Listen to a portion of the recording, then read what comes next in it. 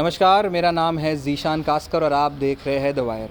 अभी मैं खड़ा हूँ दिल्ली के सिंघू बॉर्डर इलाके में, बिल्कुल ही दिल्ली और हरियाणा के बीच के इलाके में खड़ा हूँ। इस तरफ दिल्ली है, उस तरफ हरियाणा है, लेकिन बीच में नो मैंस लैंड है, जैसा कि आपने शायद कहीं न्यूज़ रिपोर्ट्स में पढ़ा होगा। लेकिन मैं आपको अभी ये दिखाना चाहता हूँ कि किस तरीके से दिल्ली और दिल्ली की तरफ आने वाले रास्ते किस तरीके से बंद कर दिए गए। एक डेमोक्रेटिक कंट्री में इतनी ज़्यादा एक तरीके से तानाशाही का जैसा हाल यहाँ पर दिखाए। मैं अपने कैमरामैन से रिक्वेस्ट करता हूँ कि वो पीछे की हुई बैरिकेडिंग दिखाए, किस हद तक बैरिकेडिंग है। यहाँ पर आप देख सकते हैं दिल्ली और चंडीगढ़ का ये हाईवे है, ये पूरी तरीके से ब्लॉक किया गया है। यहाँ पर लोग पैदल चल के आ रहे हैं। ऊपर वाला हिस्सा भी ब्लॉक्ड है, नीचे वाला भी ब्लॉक्ड है। जितनी मात्रा में यहाँ पर सामान हमें देखने मिला जहाँ से हम आए हैं, आते हुए हमें बिल्कुल ही बहुत ज़्यादा मात्रा में मेटल का सामान और कीले और इस तरीके का सामान जो कि अक्सर हमें वॉर जोन्स में दिखाई देता है, उस तरीके का कुछ माहौल हमें यहाँ पर देखने मिल रहा है। और अभी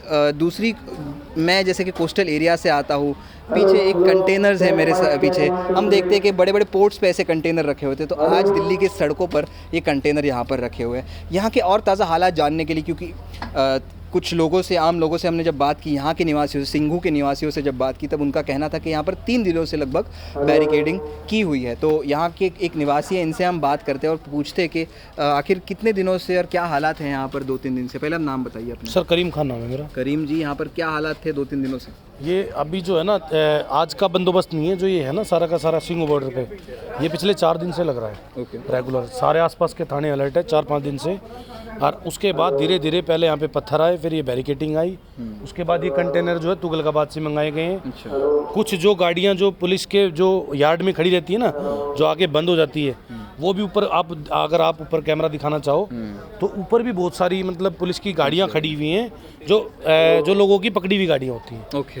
और ये आपने तार लगा चोरी की गाड़ियाँ यहाँ का? हाँ, जो चोरिया की होती है या किसी के कोई पेपर लॉस होते हैं, कोई हाइट की जो गाड़ी होती है ना, जो ट्रक वगैरह। कि देखिए डेस्परेशन कितना है कि यहाँ पर ये एक आरोप है, बट ये आरोप इतना एक तरीके से फनी है कि चोरी की गाड़ियाँ भी पुलिस वालों ने यहाँ पर लेके आके रख दी, यानी जितना सामान हो उतना भर दो। देखो, चोरियों की तो कह नहीं सकते, लेकिन ये है कि जो पकड़ी हुई होती है ना, मतलब जिसे समझो बात एक कि कई बार क्या होता है कि जी कोई बात नहीं, आप आगे बताइए कि वैसे ये लोग पीछे क्यों चल रहे हैं? हाँ, ये पीछे जो चल रहे हैं ना, ये इंडस्ट्री पीछे कुंडली, राई, नाथुपुर वगैरह इंडस्ट्री पड़ती है। यहाँ से 2 किलो 3 किलोमीटर 4 किलोमीटर से लोग पैदल आ रहे हैं। अच्छा। जो लोग ऑटो से सफ़र करते थे, ये पूरा दिन मेहनत करते हैं, मजदूरी करते हैं, पहले थक जाते हैं 12 घंटे जी। और अब ये जो है पैदल चल चल के अपने घर तक सर्वाइव कर रहे हैं। मतलब इनका जो जीवन है, अब इनको ऐसे हो जाएंगे कि जैसे कि एक तरह से मतलब दिन में भी परेशानी, रात को भी परेशानी। मतलब पहले ही थक जाते हैं पूरा दिन घर में काम करके। तो अब देख रहे हो आप, ये यहाँ पे पुलिस की जो है कोई इतनी मतलब लाइन है, कोई हिसाब नहीं है।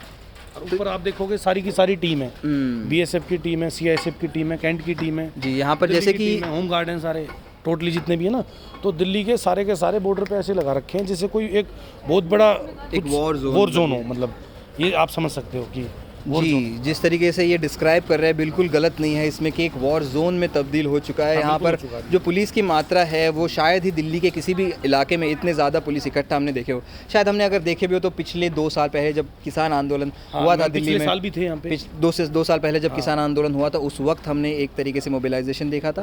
और अभी फिर से क्योंकि एमएसपी की डिमांड्स नहीं मानी गई है, ऑल्दो मोदी जी ने उत्तर प्रदेश चुनाव के पहले एक अनाउंसमेंट किया और कहा कि 3 काले कानून जो किसान कह रहे थे वो वापस लिए जाएंगे। वापस तो लिए, लेकिन उसके अलावा जो डिमांड्स थी, जो कि सालों साल से चल रही डिमांड्स, थी कि एमएसपी पर कानून बनाया जाए, स्वामीनाथन आयोग में जो कुछ रिकमेंडेशन है उनका लागू किया जाए। अगर आप 2004 की रिपोर्ट स्वामीनाथन पढ़ेंगे तो उसमें जो असेसमेंट था उनका, उसमें ये लिखा गया था कि आम एक किसान, एवरेज किसान 6,700 रुपये केवल कमाता है और 6,500 उसका खर्च हो जाता है। यानी आप समझ सकते हैं कितनी दयनीय स्थिति है आज किसान की। और अगर आज किसान कुछ कह रहे हैं तो उनको रोका जा रहा है, बिल्कुल उनको दिल्ली में आने नहीं दिया जा रहा है।